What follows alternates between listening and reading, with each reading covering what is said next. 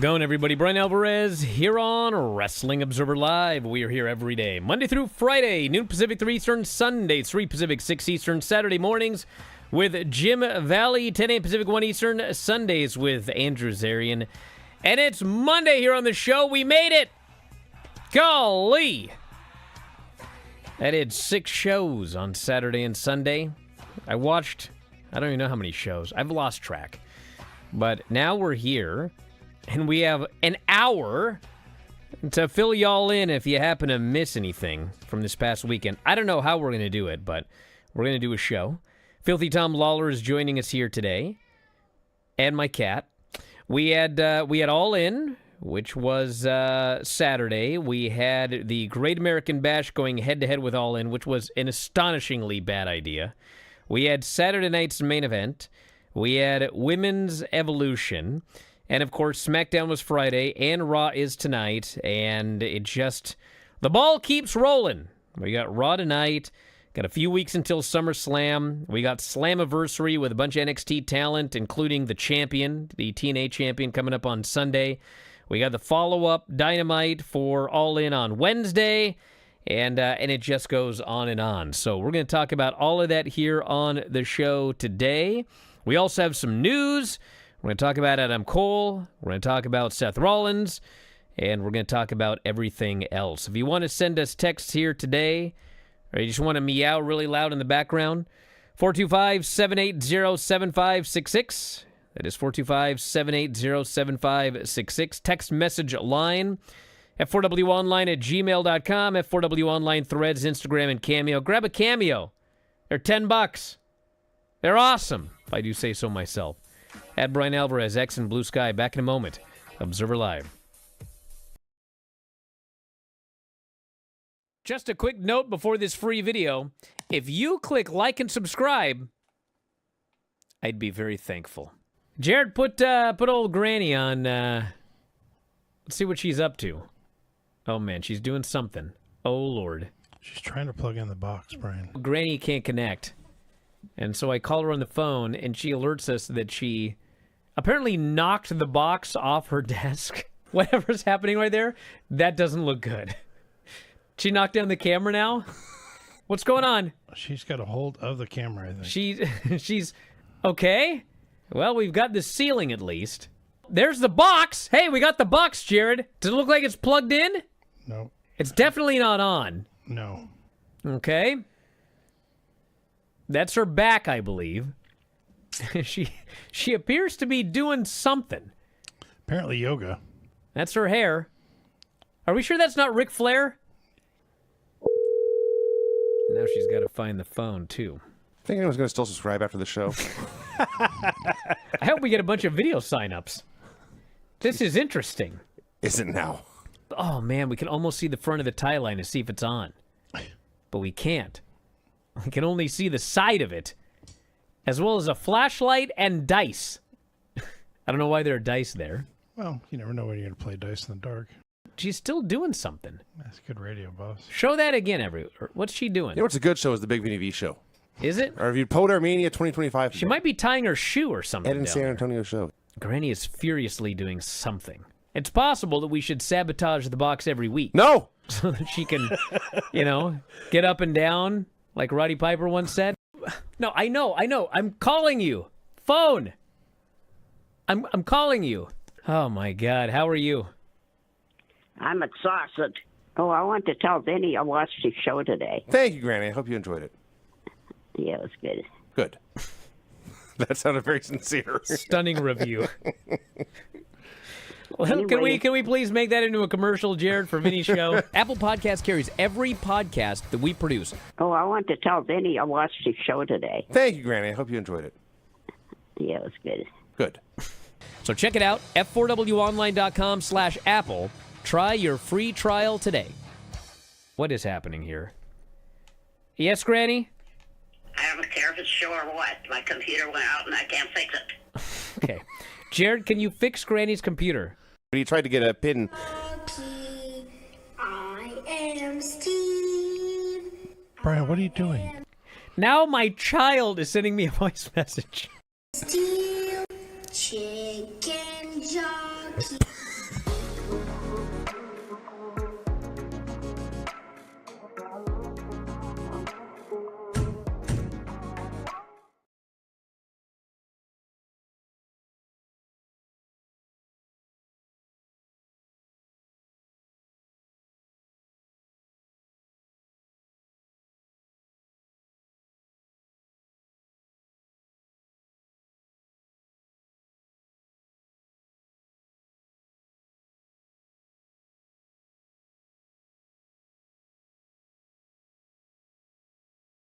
Back in the show, Bryan Alvarez here, Wrestling Observer Live. Filthy Tom Lawler joining us here today.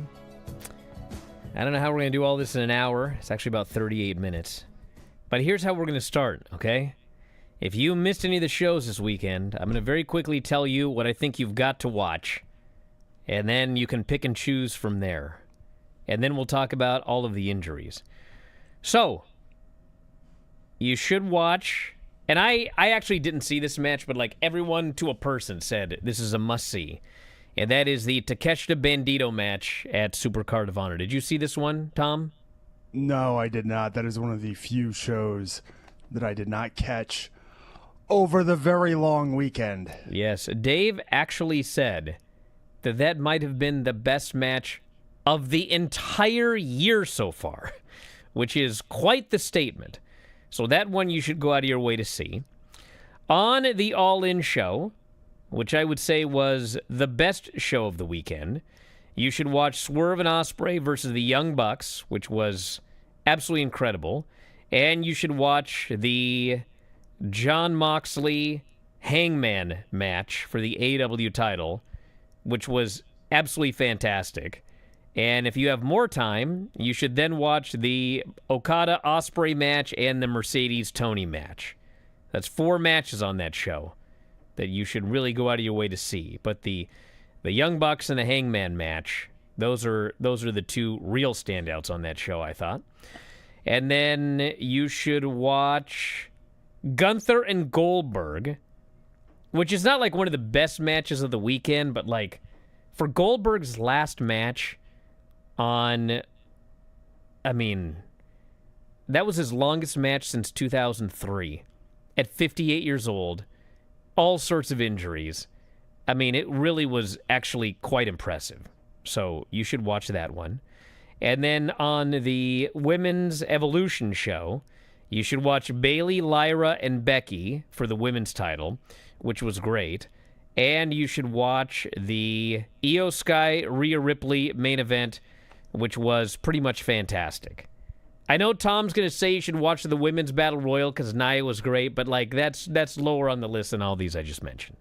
So those are, I think, the must-see matches of this weekend. And before we get to the injuries, Tom, any comments? What was your favorite match of this weekend that you saw? My favorite match, I think, has to be the main event from last night. I am not somebody who loves, as you know, watching long matches and then having some sort of screw job finish. But I'm not going to complain about Naomi winning. I was genuinely surprised that she cashed in. When she ran down with the ref, I'm expecting some chicanery. I'm expecting them to pivot and this be a false cash in. But they went with it, and I thought it was a big moment. And I'm not upset about the non-finish in the other match. I think everybody really expected, as I did, Rhea to walk away with the championship at the end of the night. But as I'm watching that match and in the lead up to it, they made such a big deal about Io Sky having her number. And as I'm watching that match and I'm watching Io Sky, I start thinking to myself, there's no way they should take the title off of her. I made a mistake last week, Brian, when I said the most outstanding, the best wrestler in the Filthies is Will Ospreay or Mystico. Io Sky is the best wrestler on this planet after last night, I am convinced. So I thought that match was just awesome, start to finish. The main event, the Hangman and Moxley match, within a minute, he's getting put in a triangle choke and stabbed in the head with a fork. And it didn't really slow down much from there. And I like that match because it came at the end of an 8-hour show. 8 hours. 8 hours. Some of those people were in there. Yes. And they didn't waste any time. They knew what they were there for. They got down to business in that main event. And I thought, as far as a match to culminate a storyline, a long storyline, that's as good as one that I remember seeing. It was this perfect. decade. You know what it was? It was cinema. Everyone makes fun of that term. They're making It was movies, cinema. brother. Yeah. Okay, before we It's get a into whole, more... snuff film, but Well, before we get into more details, we got to talk about 2 injuries. The first is Adam Cole. And the Adam Cole, there's a big difference between what happened with Adam Cole and what happened with Seth Rollins. And that is, we have a lot of questions about what's going on with Seth Rollins. There are 0 questions about what's going on with Adam Cole. Because it was, I mean, everything you see is everything that happened. He was in a match on Thursday, and Kyle Fletcher lariated him right in the jaw, and he ended up with a concussion. And he talked to Tony Khan, and ended up, he's out.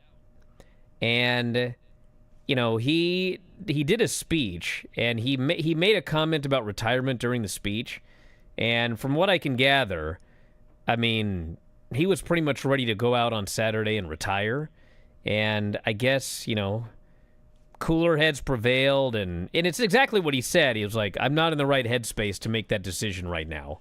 And he may make that decision at any time. But everything that you saw on television was 100% legitimate. Everything he said, all of it. So his future as a wrestler is very much in doubt, and it's just going to be a matter of time. When he feels he's in the right headspace, he's going to make a decision, and we'll see what happens. He's had a lot of injuries. He's had a lot of head injuries, and you don't want a lot of head injuries. And he's obviously very emotional about everything, which happens in the wake of a concussion as well, which is another thing to consider. Everybody's, I mean, you could just see the social media on Saturday, like everyone from every promotion. It wasn't just AEW. It was WWE guys, it was AEW guys, it was TNA guys, all of them. Pictures, memories, thank you. I mean, everybody knows this is a bad thing. And all the best to him. So we'll see how it goes. It sucks. sure does. Yes, I didn't know if you had more. Apparently not. All right, then there is Seth Rollins. I mean, how many guys has Fletcher injured? Now, wasn't he the one that power bombed Cole and almost killed him a few weeks ago? Well, yes, I will say that that Cole didn't actually hit the ring apron. Thankfully, his head did not. His arm did. But I know there was a lot of heat on Fletcher for that one, and this happened. And I mean, some of it is obviously like Cole. He's physically just not in his best shape at this point, and it seems like things are swimming downhill rather than going uphill. And you don't want to mess with brain injuries, as we know, because they could be severe. They could be exacerbated very easily and be a lot worse than other injuries. You can tell if you're bruised, if your arm is hurt, but you don't really know the extent of some of these brain injuries. So, hopefully Adam Cole can, have a great life if he doesn't wrestle again. all right, so when we come back, I don't have time to talk about Seth Rollins here, so we'll talk about it after the break, but there likely is going to be an announcement taking place at the beginning of Raw about Seth Rollins, and we'll talk about what happened, what probably happened, and more after the break, because it is a weird story. So we'll do that, and then we'll talk about all of the rest of the shows and everything of that nature. So back in a moment, everybody. Wrestling Observer Live. Just a quick note before this free video. If you click like and subscribe, I'd be very thankful. A special guest, a returning guest, Kenny Omega. How's it going? It's going well. You were our most popular guest ever since the days of Bruno Sammartino, who was our previous most popular guest. Wow. Yeah. That's incredible. Tell us a little bit, I guess, about just the recovery from everything that you went through. Told everyone beforehand, I said, hey guys, look, I don't know what's wrong with me. Maybe there's a flu going around. I might have COVID again or something, but I really don't feel reliable. right now. I feel like I could just keel over and have to go into the fetal position, because when these pains hit, it's really bad. I said, I look at myself in the mirror. I said, I feel like really pale, really blue. It was like a heating pad or meant for like a shoulder injury. But I was just kind of like clutching onto it, like backstage. And I'm like, oh, and I was kind of doing like the old man kind, when he was sitting in the corner and you kind of like rock back and forth. I'm doing that with this device. And they said, yeah, do you mind coming back and just being prepared to stay in the hospital for quite a while? And I'd said, if that's what we need, then that's what we'll do. And I said, I'll pack a bag, like a little gym bag, and I'll head to you guys tomorrow, like first thing. They said, no, like you need to come now. And I said, oh, come on now. It's like, I just got home. Like, at least let me, like, I'm kind of in pain and stuff. Is it okay if I just rest, take it easy, and then show up? And they're like, well, we don't want to like worry you or anything, but you could be at risk of dying. So like, you need to come in. Okay, all right. Man. Gate's closed. I'll be right there. Man. So yeah, and then that sort of was the start of a bit of a process. And they had said, hey, have no expectation. Just go into this thing, into your recovery, being happy with any positive improvement. And that actually helped to hear that. Not to be too hard on myself or to beat myself up over not seeing immediate improvement. I got myself into a position where I felt like, yeah, maybe I can do this again. And the Tokyo Dome show came and went, and I was extremely happy with it. And I thought like, well, if that's the last one ever for me, then boy, I'm satisfied with that. And I'm always very thankful that when I have a performance that I feel does not disappoint fans or myself, it's something to hang my hat on. So that's where I'm at right now, I guess.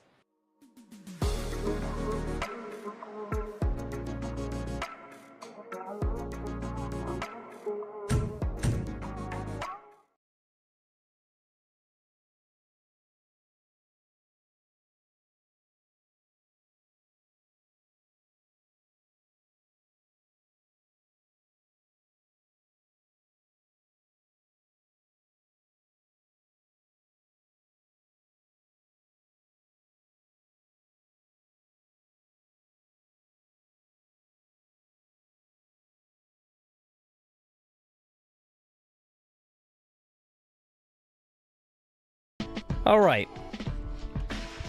So, Saturday night's main event is taking place, and it is LA Knight versus Seth Rollins.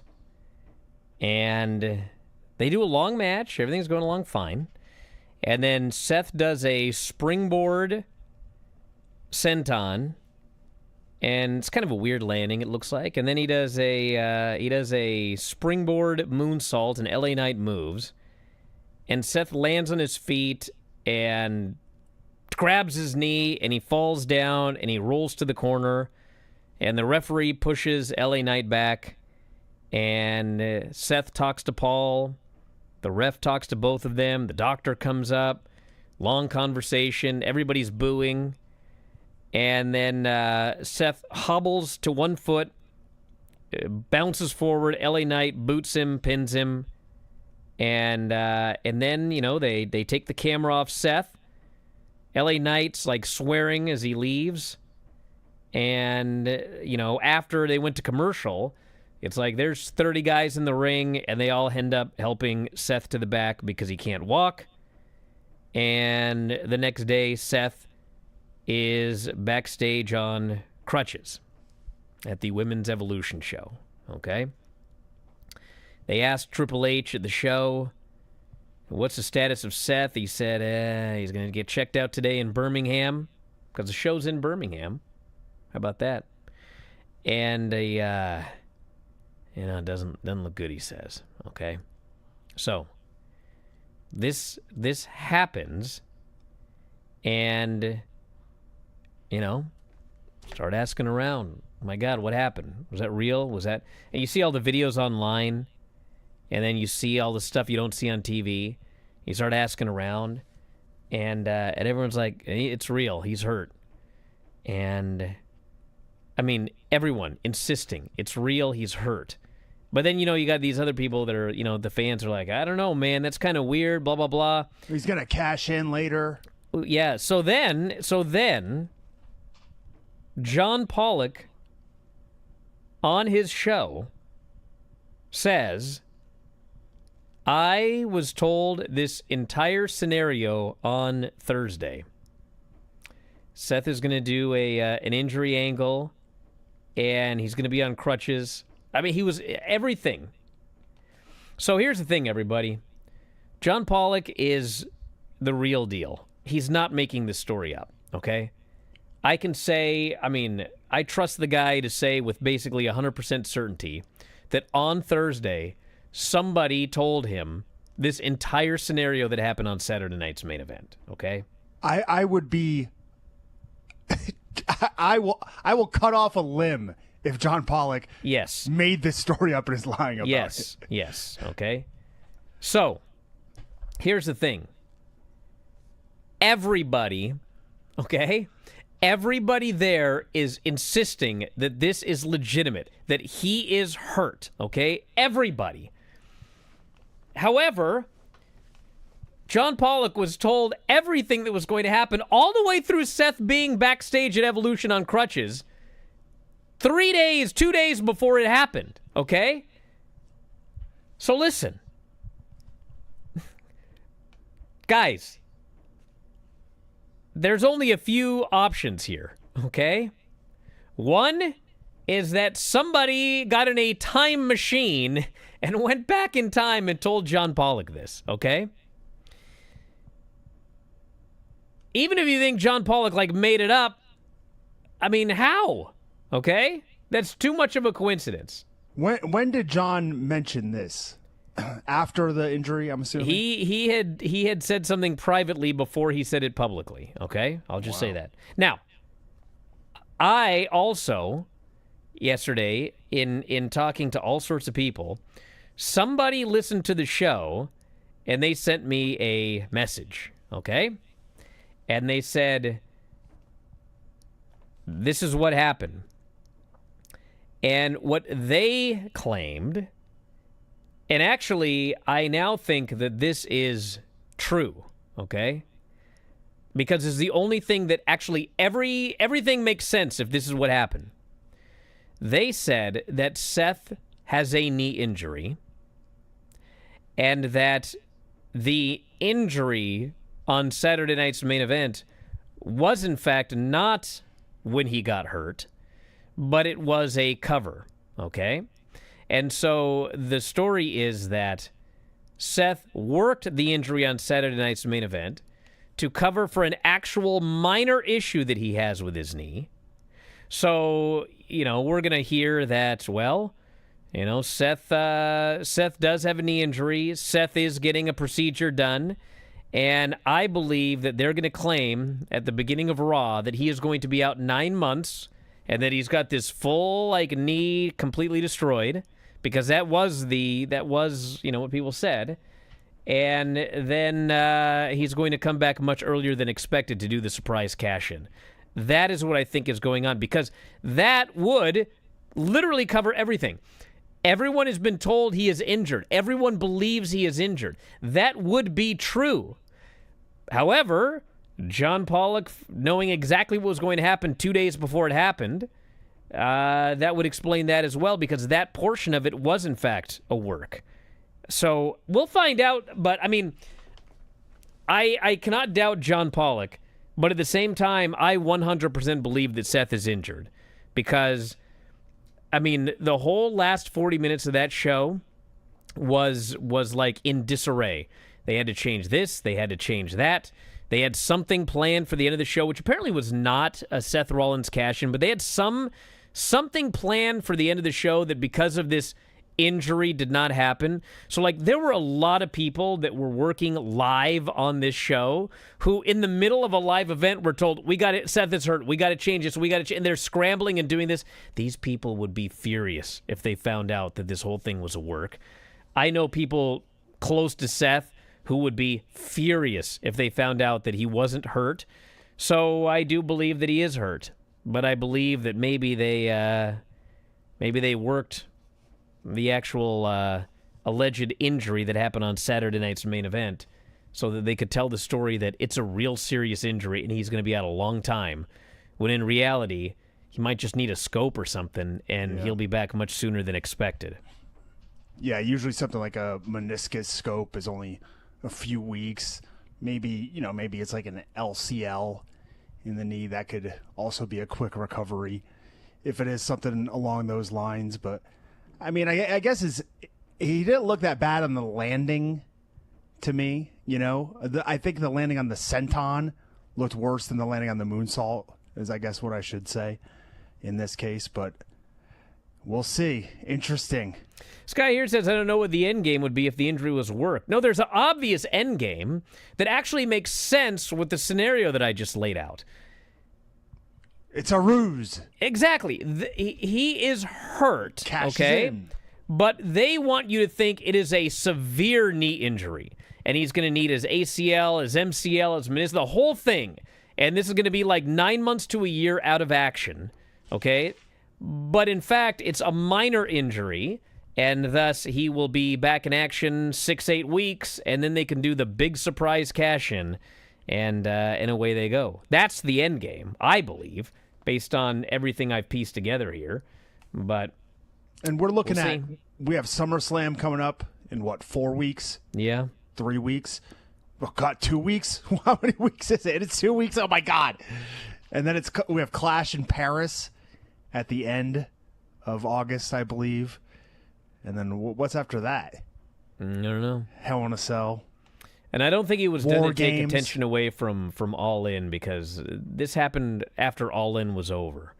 And, it's a story, but I don't think that anybody's like, I watched All In and it was great, but I don't remember a thing about it because Seth got hurt.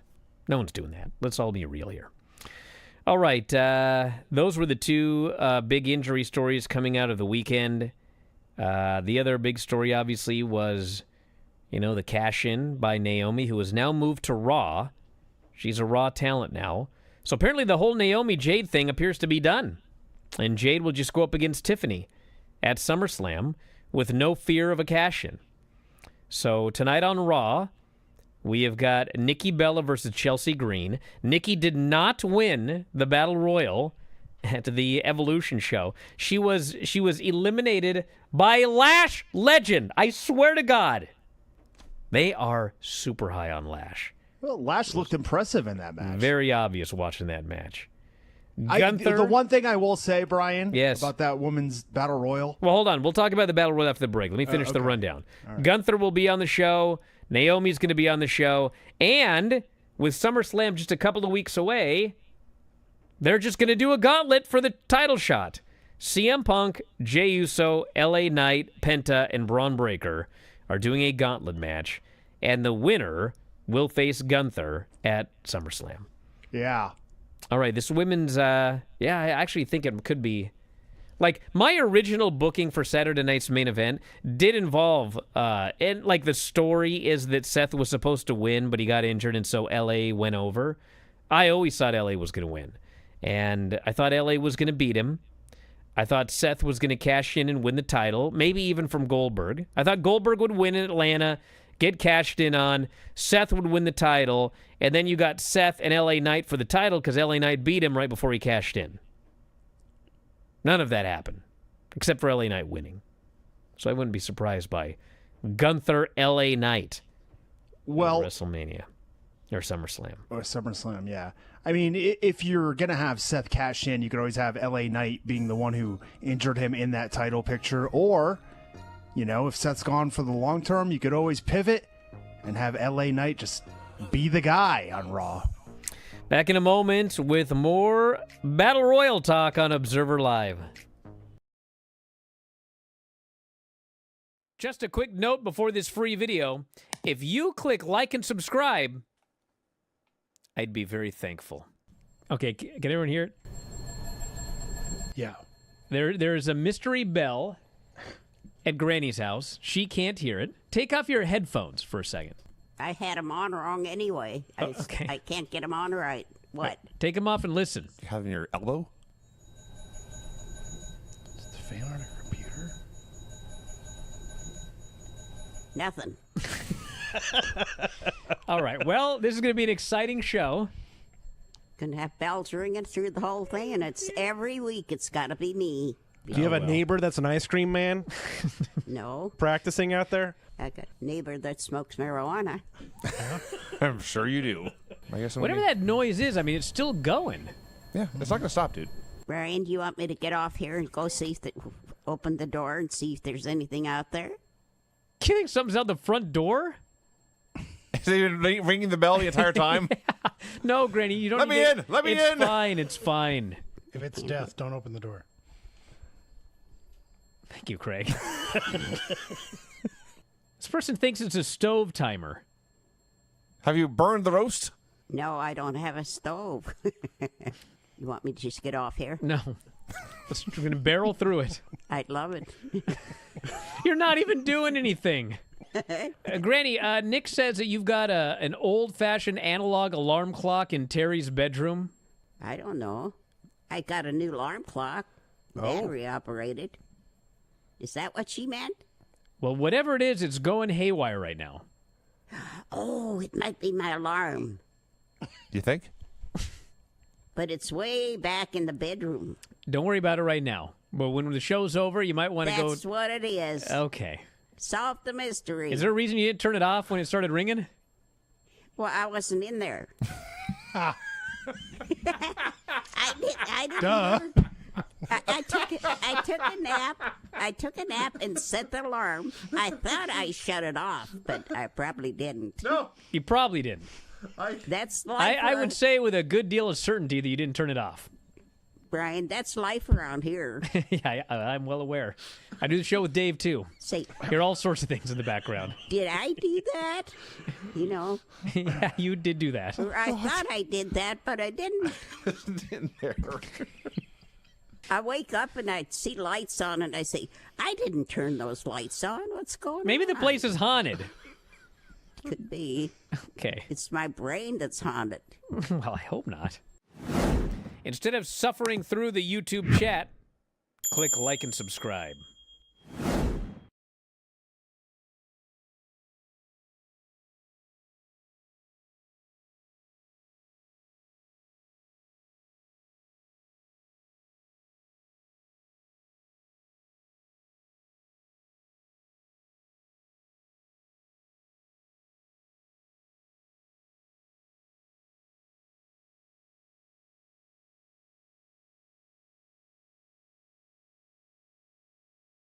Keep in mind we're on national radio, Tom, but what did this idiot Conor do?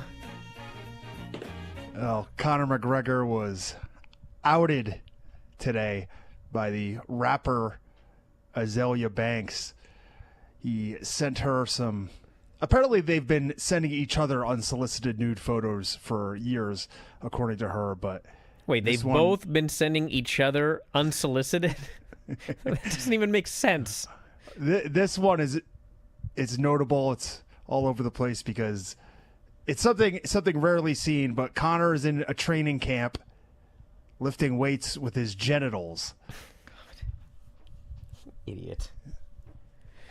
All right. Total bonehead. What do you want to tell us about this battle royal?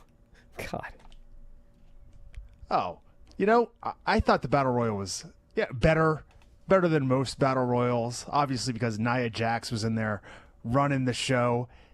They had her playing monster like she does, crushing people. This is what you got out of this match, Nia? No, but I had to mention our queen. Anyways, why did every girl have to do the Bella taunt? You notice that? Every single girl. Well, yeah, because she's like the big star or whatever. Oh, it took away from it massively. They need to have the agent shore that up. You had Chelsea in there doing it, which, it seemed like one of the big stories was Nikki Bella taking on Chelsea and the Secret Hervis in this battle royal. So I'm actually surprised they're doing this match tonight so early. But yeah, they were all out there doing the taunt, dancing around, and I thought it took away. It's like when you see too many Hurricane Ranas in a match. You know what I mean? You see 3 Spanish flies in a row. It's funny because I don't know, man. Sometimes I'm just everyone's entitled to their own opinion and everything like that, but I don't know, man. Sometimes, like, listen, the opener on that women's show was freaking great, and the main event was awesome. Okay, the Battle Royal was like not. I mean, there was stuff in that Battle Royal that was so bad, and like the crowd was super into it, and the last few minutes I thought were pretty good, but I don't know, man. That was not a great Battle Royal, and a lot of the middle portion of the show really was not that great. I mean, that Jade and Naomi match. I mean, they did all that stuff to set up Bianca as the special referee. And granted, I don't need like a bunch of shenanigans or anything, but usually that's done because there's a reason for it. And literally, Bianca came out dressed in Shawn Michaels' refereeing outfit, by the way. She just didn't stuff the front and did nothing. She was just a referee. There was nothing in that match to play off her being special referee. And the whole match was just Naomi hit Jade with stuff for an hour, and then Jade hit Jaded and won. I mean, there wasn't even a comeback. Like, even the announcers were like, the Storm got beaten for 90% of that match. They actually said 90%. I was like, how is this supposed to get Jade over? I had a lot of questions about this show, but it was a fantastic main event and a great opener. I think perhaps the idea with Jade is to structure her matches similar in a way to like Hulk Hogan. Yeah, but Hogan had a comeback. I know. Literally in this match and the Oscar match, she had no comeback. She just got beaten forever and then hit like a move or two out of nowhere and won. That is not Hulk Hogan. The Asuka match, she hit one move. Yeah. This one, she at least hit this move through a table. And then she did stare at Bianca afterwards. And they made eye contact, at least. I thought that Tiffany beat the crap out of Trish Stratus. Oh, God. Poor Trish in there getting kicked, thrown around. It looked like her face got crushed on the prettiest moonsault ever at the end, and the ref was over there checking her, making sure she was okay. Yo, let me tell you a story, Tom. I'll tell you a story. We were talking about Adam Cole and Kyle Fletcher, and there was a big thing in the chat here. And I mean, I guess you would know to a degree because you actually didn't you do some wrestling before MMA and then went back to wrestling, or was that just Ken Shamrock? No, that's yeah, that's me too. Okay. Do you remember Ken? You know? Do you remember when you and I, the Chop and Roll Express, were gonna face the Rock and Roll Express? Yes. And Ricky Morton did not trust you one freaking bit. He did not trust you. Like, he didn't want to be in the ring with you. He was so worried. He kept asking questions. Like, and then finally he just goes, lock up with me, brother. And you guys locked up and like you did a nice, light, easy lockup, and then he was fine. He just needed to know that you could lock up like a professional and not an idiot. And from that point forward, like, everything was fine. You remember this? Which is funny because I would dominate any lockup if that old man tried to take me down or lock horns with me. I'd crush him. He's not Russian tie, collar and elbow, whatever kind of lockup I want. So the point question me. The point of this is, like, I started wrestling in the late 90s. Guys like Buddy, and you know, in Oregon I would train with Buddy Rose and Colonel De Beers and Ed Moretti and Tim Flowers, all these guys. And light as a feather. And if you went to like do like the arm wringer gimmick and you grabbed their wrist too hard, like you were just like, what are you doing, dude? Let go of my arm. Why are you holding on to me so tight? Well, then I came back for the matches that you and I had together. And you know, the Chop and Roll and Rock and Roll was different because like they're also really old. But I mean, for example, that match we had with the Bang Bros, nothing against those guys. I like those guys and everything. Dude, they hit me so hard. Like, punching me and grabbing me and just clobbering me. And I don't know who is responsible for this, okay? But at some point between around 2000 and, I don't know, 2015, who is it? Who's responsible for this? Kenta. No. Yes. Some trainer in developmental or something. Somebody decided to do this whole lay it in thing. And there's a whole generation of people that have been taught to lay it in. Okay? It's well over a decade. It's got to be like 15 years. Somebody's going to tell me who started this whole thing. But anyway, golly, I was freaking watching this poor Trish Stratus match with Tiffany. Oh, my God. Like, I haven't talked to either of them, obviously. And I don't know, but I just watched it. Tiff is like grabbing her and yanking her and holding her and pulling her. And I'm like, oh my God, dude. Like, what are you doing? Just roughing her up. Oh my God. Like and, the whole you know, match. Trish hasn't been wrestling all that much. She had a few matches. Never. Back in How could you be 2023. that good when you never wrestle? Because she, dude, do you guys remember Trish Stratus? When she first started, let me tell you something about Trish Stratus. Vividly, okay? I remember Trish Stratus. What do you mean? I was big into working out, you know, from about 93 on, and I bought all those magazines, you know, Muscle and Fitness and Muscle Mag International.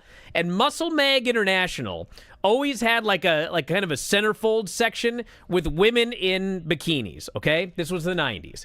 And Trish Stratus was all over these magazines. Long before she got into wrestling. She was a fitness model, okay? I'm sure she wasn't the only thing all over those pages. So anyway, she gets into wrestling because, you know, they're looking for really good-looking blonde women. You know, you guys saw the 90s, Sable and Sunny and the whole thing. So anyway, they get her in there to wrestle. And like a lot of these women, they just threw them in the ring with very little training. And, you know, they got hurt and they were terrible and this and that. When Trish first started, she was terrible, okay? Absolutely terrible. But she worked hard and she had a lot of matches. This is back when they had house shows. And she got so good. She became a legitimately great worker. And the thing is, like, if you're a great worker, yeah, you can take some time off for a while and come back. You're still a great worker. You know how to pace a match and not blow yourself up and do all this. Dude, she was great in that match on Sunday.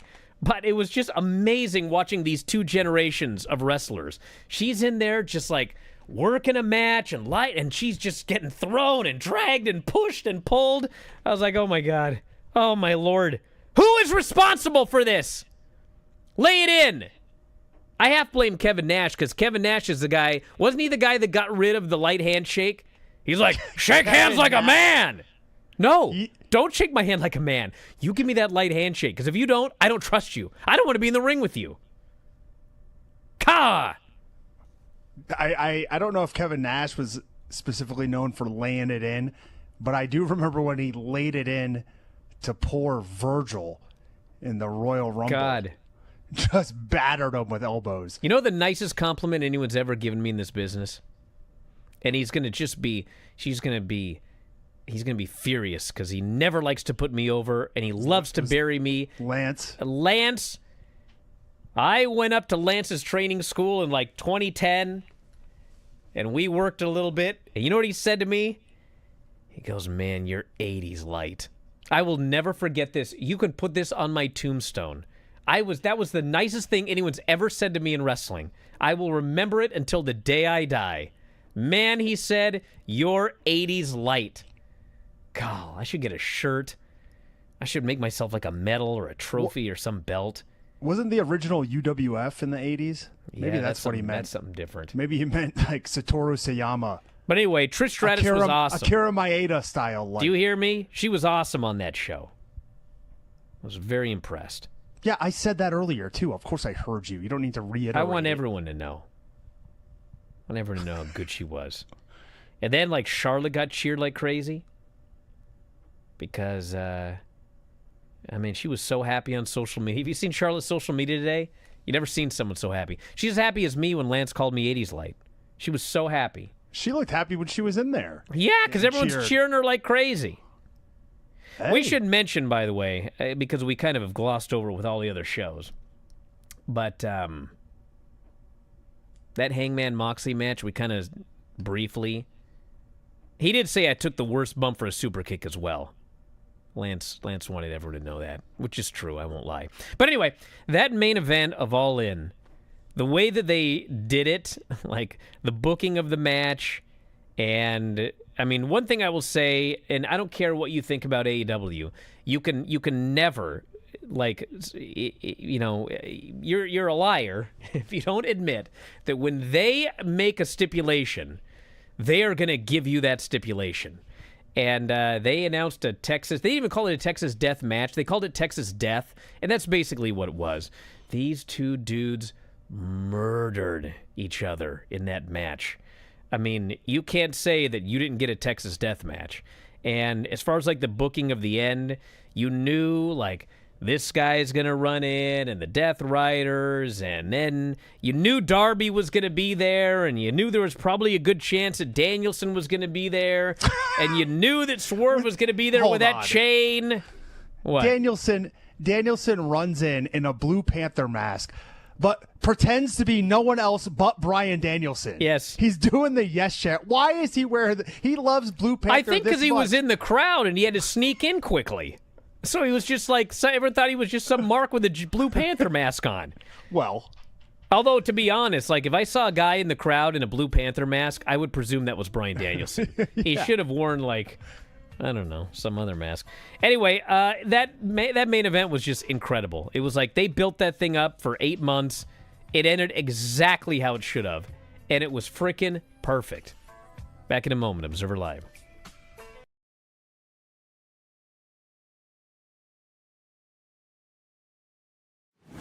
Check out this free video and make sure you hit like and subscribe. If Truth didn't have the best weekend in this company, then Mr. Iguana did. Oh, yeah, this guy is over, dude. We'll get to him in the Worlds Collide review. But he's got merch up on WWE shop. He's going to make so much He's got these money. kids that want to see more Mr. Iguana. Yeah. So his face paint is so funny. I must stop you right here. It's not face paint. Oh, would you stop? It's head paint. Yeah, it looks, he paints his whole damn head. It looks like he's he gets held upside down and they just dunk his head in green paint. Yes, it's absolutely bizarre. And when he's not wrestling, he wears the round silver spectacles. Yes, and he flicks his tongue constantly. Yes, as an iguana would, and Del Toro and Octagon do whatever, and people are patient, but they don't care. And then Iguana tags in, and they are hyped. It took about 7 seconds to make himself my favorite luchador. He starts, I forget who he's in there with, but the guy offers a handshake, and so he licks it because he's an iguana, and then he gets hit with a shoulder tackle, or it's a chop. He takes a chop, he drops to his back, he sticks all 4 limbs straight in the air. Yes. He's playing dead like an iguana would. So then he brings in the puppet. I didn't get the puppet's name. I should have used it 50 times. But it's an iguana puppet that he thinks is real. Well, sometimes. Already up on WWE shop. Excellent. Yeah. Excellent. You know if Harley Cameron's doll is on the AEW? I do not know. It's not. Okay. It's not. Yeah. Just throwing that out there. So he starts doing spots with the puppet in his mouth. He lets the puppet try to get the pin. And amidst all the silliness, Conan says, you know this, Mr. Iguana, he's most popular with children. I liked how as soon as the puppet started doing spots, Corey Graves goes, is that legal in Mexico? And without skipping a beat, Conan goes, yes. Low on the list of things you will see in a Lucha Libre match, especially in AAA. So he starts using the puppet more as a weapon, or as a distraction, I should say. But it ends up with Lince Dorado getting a hold of this puppet, and he snaps. And he stomps the puppet. And he grabs the puppet, and he Spanish flies the puppet. This crowd is outraged. They're pissed. They're furious. But you know he's even more pissed and furious? It got more heat than anything else. Maybe on the entire show, Mr. actually. Goddamn Iguana. They were who's furious. Seething, and his eyes are breaking out, and he snaps and just rips ass. He grabs his own lizard and is whipping these guys with it. And then they remember it's just a puppet, and they stop selling. This was a very, very fun match. I liked it a lot. And there's a lot to learn here about marketing. Yeah.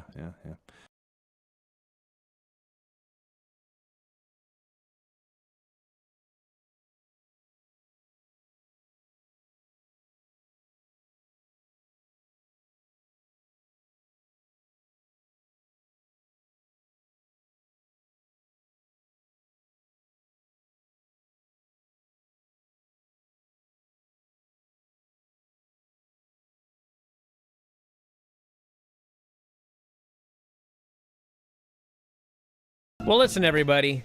Those of you listening on Sports Byline, listening free on YouTube, and we did the best we can in an hour. But the fact is, you should sign up at WrestlingObserver.com or Spotify, Apple, or YouTube, f4wonline.com/Apple, f4wonline.com/Spotify, f4wonline.com/YouTube. Or you can sign up for the main site and get all the newsletters and the audio archives and all of the audio shows. And it's half off right now, f4wonline.com/new. But Vinny and I did a show after every show. So we watched All In and we did a podcast. We watched Saturday Night's Main Event and did a podcast. And then we watched the Great American Bash and did a podcast. And then I did a podcast with Dave late Saturday. And then on Sunday, Vinny and I watched Evolution, did a podcast, and then I did another podcast with Dave. So that's like 6 shows over 2 days covering everything in incredible detail because there's no commercials nor time limits on a podcast. So you should sign up. And they're all separated out as well. So if you're one of the, I don't want to hear about NXT, well, don't listen to that show. If you want to just hear about AEW, just listen to that one. You just want to hear about WWE? You don't want to hear about All In? Just listen to the WWE show. They're all separated out for you. So go up there and listen. So I will be back here tomorrow with Lance, but I will not be on Observer Radio tonight. I have a long drive, and I will not have a available room for the show when I get there. But I will have everything set up for tomorrow. So, yeah, enjoy Observer Radio tonight. I'll be back at Observer Live tomorrow. And thanks, Tom. All of our great listeners. Even you guys on YouTube. You're growing on me, kind of. I'll talk to you next time. Wrestling Observer Live.